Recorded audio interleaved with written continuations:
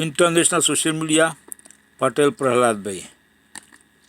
आज इस बुलेटिन में बात होगी ईरान पर हमला कर बुरे फंसे इजरायल की, अंग्रेजी को लेकर आरएसएस बीजेपी पर राहुल गांधी के बड़े हमले की, देखेंगे क्यों सवालों से घिरा चुनाव आयोग का एक और फैसला, कार्यपालिका और न्यायपालिका पर सीजेआई गवाही के बड़े बयान को, जानेंगे क्यों विवादों से घिरा पीएम मोदी का बिहार दौरा, और बुलेटिन के आखिर में देखेंगे जाने माने कार्टूनिस्ट इरफान की किस खबर पर पड़ी तिरछी नजर। लेकिन दिन भर की तमाम बड़ी खबरों से पहले एक नजर आज की सुर्खियों पर। मणिपुर में फिर भड़की हिंसा, एक किसान घायल, चुराचांदपुर में गोलीबारी के बीच कुकी महिला की गई जान, इलाके में तनाव जारी। महाविकास अघाड़ी के घटक दल साथ लड़ सकते हैं निकाय चुनाव, शरद पवार का बड़ा बयान। सपा प्रमुख अखिलेश यादव का बीजेपी पर बड़ा आरोप, कहा अंग्रेजों के डिवाइड एंड रूल के फॉर्मूले पर काम कर रही है बीजेपी। शेयर बाजार में तेजी, 1046 अंकों की तेजी के साथ 82,408 पर बंद हुआ सेंसेक्स, तो 319 अंकों की तेजी के साथ 25,112 पर बंद हुआ निफ्टी। ये तो थी सुर्खियां। अब बात आज की सबसे बड़ी खबर की। इजरायल और ईरान की जंग को 8 दिन हो गए हैं। जंग जैसे जैसे आगे बढ़ रही है, इजरायल कमजोर पड़ता दिखाई दे रहा है। ईरान का समर्थन और उसके हमले बढ़ते जा रहे हैं, तो इजरायल अब बचाव की मुद्रा में आ गया है। अमेरिका से भी उसे मदद नहीं मिल पा रही है। तो कैसे ईरान से जंग की शुरुआत कर मुश्किल में फंसा इजरायल, देखिए इस रिपोर्ट में। पश्चिमी एशिया में पासा पलट रहा है। ईरान के हमले अब इजराइल पर तेज हो गए हैं। आयरन डोम हाँफने लगा है। अमेरिका के फॉक्स न्यूज ने कहा है कि इजराइल का ये डिफेंस सिस्टम 65% हमले ही रोक पा रहा है, यानी इजराइल की सुरक्षा भगवान भरोसे है। ईरान जहां चाहे वहां टारगेट कर रहा है।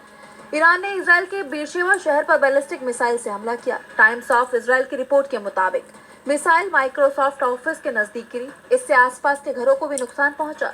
ये लगातार दूसरा दिन है जब बेरशेवा शहर पर मिसाइल हमला हुआ है। इससे पहले ईरान ने बेरशेवा के एक अस्पताल पर मिसाइल दागी थी, जिसमें 50 से ज्यादा लोग घायल हो गए थे। तेल अवीव में भी दिन भर सायरन गूंजते रहे, धमाकों की आवाजें भी आती रही। नेतन्याहू को उम्मीद थी कि अमेरिका जल्दी ही जंग में शामिल होगा, लेकिन डोनाल्ड ट्रंप ने नेतन्याहू का इंतजार बढ़ा दिया है। व्हाइट हाउस की तरफ से कहा गया है कि अमेरिका 2 सप्ताह में फैसला करेगा कि उसे इस जंग में शामिल होना है या नहीं। दरअसल ट्रंप को चिंता इस बात की दिख रही है कि अगर अमेरिका जंग में कूदा तो कई फ्रंट एक साथ खुल जाएंगे। रूस ने अमेरिका को सख्त धमकी दी है कि अगर खामेनेई को कुछ हुआ तो रूस इसे बर्दाश्त नहीं करेगा। चीन की तरफ से भी ईरान को मदद पहुंचाई जा रही है। रूस और चीन दोनों ने एक सुर में ईरान का समर्थन करते हुए कहा है कि अमेरिका को जंग से दूर रहना चाहिए, जिसके बाद से ही ट्रंप के तेवर ढीले पड़ते दिख रहे हैं। इस बीच ब्रिटेन, फ्रांस और जर्मनी के विदेश मंत्रियों के साथ जिनेवा में ईरान के विदेश मंत्री अब्बास अराक्ची के साथ बैठक कर रहे हैं। कोशिश हो रही है कि बातचीत के जरिए इस मुद्दे का हल निकाला जाए। ऐसे में ये माना जा रहा है कि जंग के लिए इजराइल की तरफ से ही सीज फायर का ऐलान किया जाएगा, क्योंकि खामेनेई साफ कर चुके हैं कि जब तक इजराइल हमले बंद नहीं करेगा उससे कोई बात नहीं होगी, बल्कि जोरदार पलटवार किया जाएगा, जैसा अभी चल रहा है। इस बीच अमेरिकी मीडिया हाउस भी मानने लगे हैं कि जंग में इजराइल को जबरदस्त नुकसान हुआ है। उसके लिए इस नुकसान से उबरना अब बेहद मुश्किल हो रहा है। जंग लंबी चली तो इसे इजराइल सहन नहीं कर पाएगा। इस जंग में अब इजरायल बुरी तरह घिर गया है, तो विवाद गृह मंत्री अमित शाह के बयान पर भी छिड़ गया है। कांग्रेस सांसद राहुल गांधी ने एक पोस्ट किया है जिसमें उन्होंने बिना नाम लिए केंद्रीय गृह मंत्री अमित शाह के उस बयान पर पलटवार किया, जिसमें शाह ने कहा था कि वो इस देश में जो लोग अंग्रेजी बोलते हैं उन्हें जल्द ही शर्म आएगी। साथ ही राहुल ने इस पोस्ट में बीजेपी और आरएसएस पर भी निशाना साधा। तो क्या कुछ लिखा है राहुल गांधी ने, जानने के लिए देखिए ये रिपोर्ट। हाल ही में एक बुक लॉन्च के दौरान गृह मंत्री अमित शाह ने कहा था कि इस देश में जो लोग अंग्रेजी बोलते हैं उन्हें जल्द ही शर्म आएगी। ऐसी समाज की रचना अब दूर नहीं है। क्या कुछ कहा था अमित शाह ने, जरा आप भी सुनिए।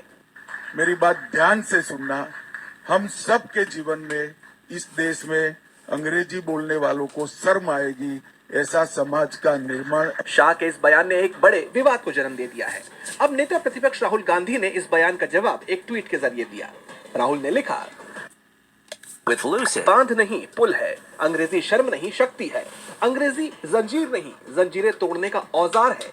बीजेपी और आरएसएस नहीं चाहते हैं कि भारत का गरीब बच्चा अंग्रेजी सीखे, क्योंकि वो नहीं चाहते कि आप सवाल पूछें, आगे बढ़ें, बराबरी करें। आज की दुनिया में अंग्रेजी उतनी ही जरूरी है जितनी आपकी मातृभाषा, क्योंकि यही रोजगार दिलाएगी, आत्मविश्वास बढ़ाएगी। भारत की हर भाषा में आत्मा है, संस्कृति है, ज्ञान है। हमें उन्हें संजोना है और साथ ही हर बच्चे को अंग्रेजी सिखानी है। यही रास्ता है एक ऐसे भारत का जो दुनिया से मुकाबला करे, जो हर बच्चे को बराबरी का मौका दे।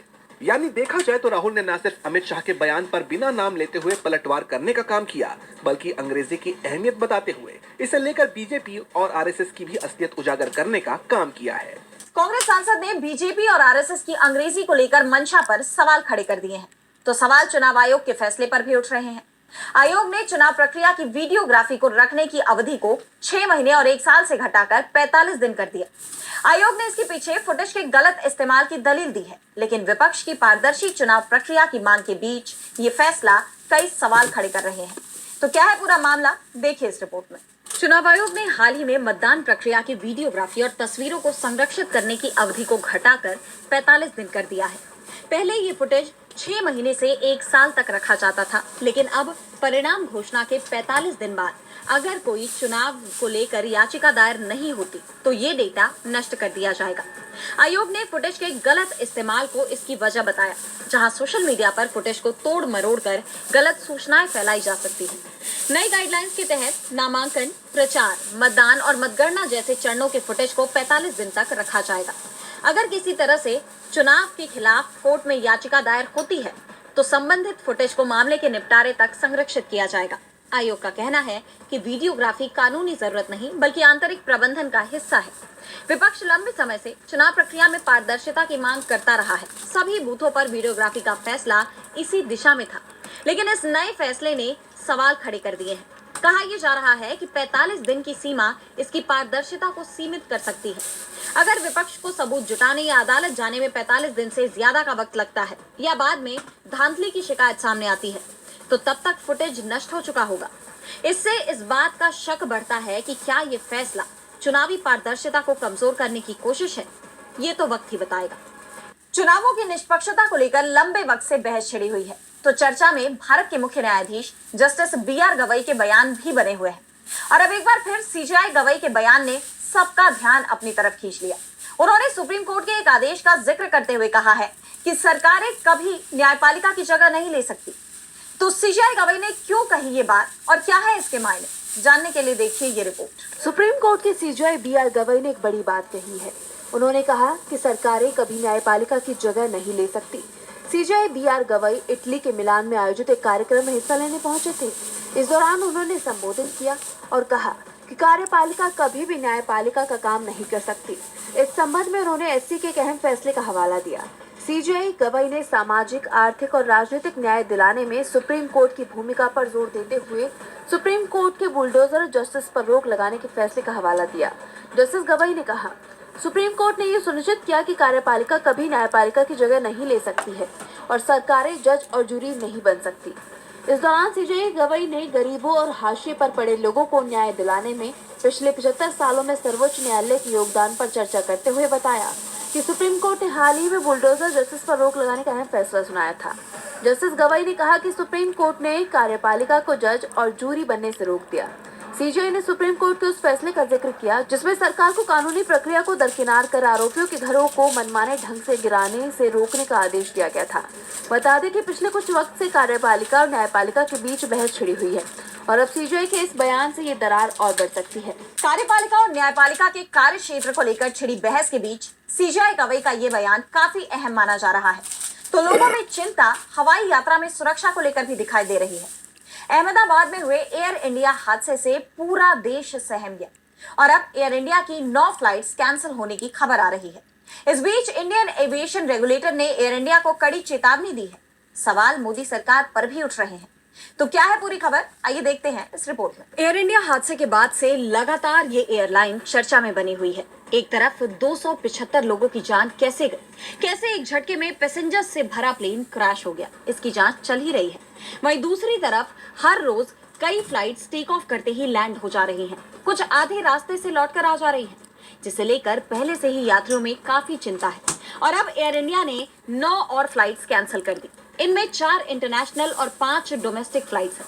एयर इंडिया ने बताया कि एयरपोर्ट पर मेंटेनेंस और ऑपरेशनल वजहों से इन उड़ानों को रद्द किया गया है।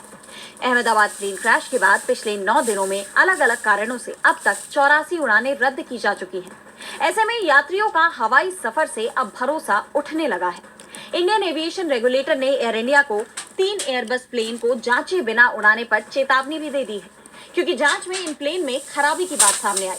वहीं अहमदाबाद में क्रैश हुए प्लेन के ब्लैक बॉक्स की जांच को लेकर जो खबर आ रही थी कि इसे अमेरिका भेजा जाएगा, केंद्र सरकार ने अब इसे खारिज कर दिया है।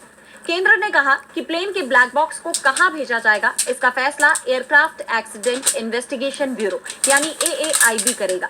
ये फैसला सभी तकनीकी, सुरक्षा और गोपनीय पहलुओं को ध्यान में रखकर लिया जाएगा। फिलहाल AAIB की जांच जारी है। इस बीच संसदीय समिति की तरफ से पेश की गई एक रिपोर्ट भी चर्चा में आ गई है। मार्च में राज्यसभा में पेश की गई इस रिपोर्ट में बताया गया था कि विमान हादसों की जांच और एविएशन सुरक्षा के लिए फंडिंग में गड़बड़ियां हैं। इंडिया टुडे के मुताबिक रिपोर्ट में कहा गया कि भारत दुनिया का तीसरा सबसे बड़ा एविएशन मार्केट है, लेकिन सिक्योरिटी इंफ्रास्ट्रक्चर और विमान हादसों की जांच के लिए सिर्फ 35 करोड़ रुपए का फंड आवंटित किया गया, जो काफी नहीं है। ऐसे में मोदी सरकार भी सवालों से घिर गई है। बहरहाल इस घटना की जांच में क्या सामने आता है, सबको इसका इंतजार है। एयर इंडिया हादसे की जांच रिपोर्ट पर सबकी नजरें बनी हुई हैं। इस बीच एक नया विवाद खड़ा हो गया, दिल्ली यूनिवर्सिटी के अंडर ग्रेजुएट एडमिशन फॉर्म को लेकर। यह विवाद फॉर्म में मदर टंग और जाति के ऑप्शन की वजह से खड़ा हुआ है, जिसके बाद न सिर्फ DU की साख दांव पर लग गई, बल्कि शैक्षणिक संस्थानों में भाषा और समुदाय के आधार पर भेदभाव की आशंका भी बढ़ गई है। तो क्या है पूरा मामला, देखिए इस रिपोर्ट में। दिल्ली यूनिवर्सिटी के अंडर ग्रेजुएट एडमिशन फॉर्म को लेकर विवाद खड़ा हो गया है। ऑनलाइन फॉर्म में मातृभाषा के ऑप्शन से उर्दू की जगह मुस्लिम को भाषा के तौर पर जोड़ दिया गया। इससे सिर्फ तकनीकी गलती नहीं, बल्कि संविधान की 8वीं अनुसूची का उल्लंघन माना जा रहा है, जिसमें उर्दू को मान्यता प्राप्त भाषा कहा गया है। शिक्षक और छात्र इसे लेकर भड़के हुए हैं, क्योंकि इसे एक खास समुदाय को टारगेट करने की कोशिश के रूप में देखा जा रहा है। इतना ही नहीं, फॉर्म में जाति के कॉलम में बिहारी, चमार, मजदूर, देहाती, मोची, कुर्मी जैसे जाति सूचक शब्द भी डाल दिए गए, जो विवाद को और हवा दे रही हैं। किरोरीमल कॉलेज के प्रोफेसर और दिल्ली यूनिवर्सिटी टीचर्स एसोसिएशन यानी DUTA के सदस्य रुद्राशीष चक्रवर्ती ने इसे सांप्रदायिक कदम करार दिया। उनका कहना है कि उर्दू को हटाना सिर्फ भाषा को मिटाना नहीं, बल्कि उसकी समृद्ध संस्कृति और साहित्य को निशाना बनाना है। उन्होंने कहा कि DU प्रशासन शायद सोचता है कि उर्दू सिर्फ मुसलमानों की भाषा है, इसलिए मुस्लिम को भाषा बना दिया। एक और प्रोफेसर अभाद देव हबीब ने भी इसे संविधान का अपमान बताया और कहा कि ये कदम एक खास समुदाय के खिलाफ सांप्रदायिक सोच दर्शाता है। उनका सवाल है कि क्या DU को नहीं पता कि मुस्लिम भी दूसरी भाषाएं बोलते हैं। चक्रवर्ती ने तो ये भी कहा कि DU को पहले अंग्रेजी सीखनी चाहिए, क्योंकि मातृभाषा के लिए सही टर्म नेटिव लैंग्वेज है, ना कि मदर टंग। ये मामला अब तूल पकड़ चुका है और लोग पूछ रहे हैं कि क्या शिक्षा संस्थानों में भी अब भाषा और समुदाय के नाम पर भेदभाव शुरू हो गया है। इस पूरे विवाद पर DU प्रशासन ने अभी तक कोई सफाई नहीं दी है। अब इस फॉर्म में कोई तब्दीली की जाती है या नहीं, ये देखना होगा। इस पूरे मामले में दिल्ली यूनिवर्सिटी विवादों से घिर गई है, तो विवाद PM मोदी के बिहार दौरे को लेकर भी देखा जा रहा है। प्रदेश में विधानसभा चुनाव से पहले प्रधानमंत्री नरेंद्र मोदी सिवान पहुंचे, लेकिन उनके सिवान पहुंचने से पहले ही जहां एक तरफ तेजस्वी यादव ने PM पर कई सवाल दागे, तो वहीं बिहार कांग्रेस ने भी बीजेपी और CM नीतीश कुमार पर कई आरोप लगाए। तो क्या है पूरा मामला, आइए देखते हैं इस रिपोर्ट में। प्रधानमंत्री नरेंद्र मोदी बिहार के सिवान पहुंचे, जहां उनके साथ CM नीतीश कुमार भी मंच पर मौजूद रहे। बिहार विधानसभा चुनाव से पहले PM के इस दौरे को सियासी तौर पर बेहद अहम माना जा रहा था। PM ने जसौली में एक जनसभा को संबोधित किया। हालांकि PM के बिहार दौरे से पहले ही बिहार की सियासत गर्मा गई। नेता प्रतिपक्ष तेजस्वी यादव ने PM पर निशाना साधते हुए रोजगार, पलायन और विभिन्न आयोगों में नियुक्तियों को लेकर 10-12 सवाल उठा दिए।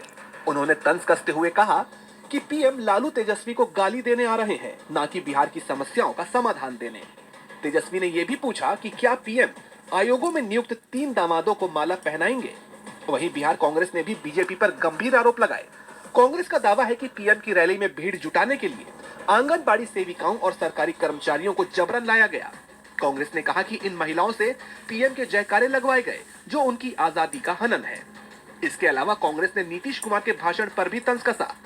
पार्टी ने कहा कि नीतीश के 11 मिनट के भाषण में 9 बार PM मोदी का जिक्र हुआ और 9 मिनट तक उन्होंने सिर्फ PM मोदी की तारीफ की, आभार जताया और केंद्रीय योजनाओं का गुणगान किया।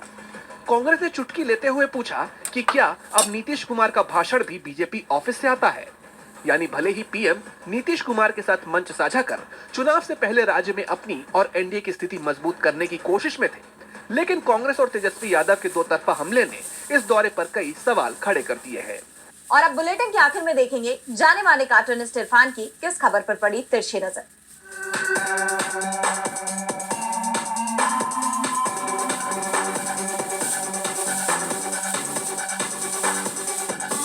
राहुल गांधी का जन्मदिन कांग्रेस के साथ साथ आम जनता के लिए भी राहत और खुशी का सबब बन गया, जब कई प्राइवेट कंपनियां उनके लिए आईं और उन्होंने 3,500 लोगों को रोजगार उनके जन्मदिन के उपहार के स्वरूप बांट दिए। ये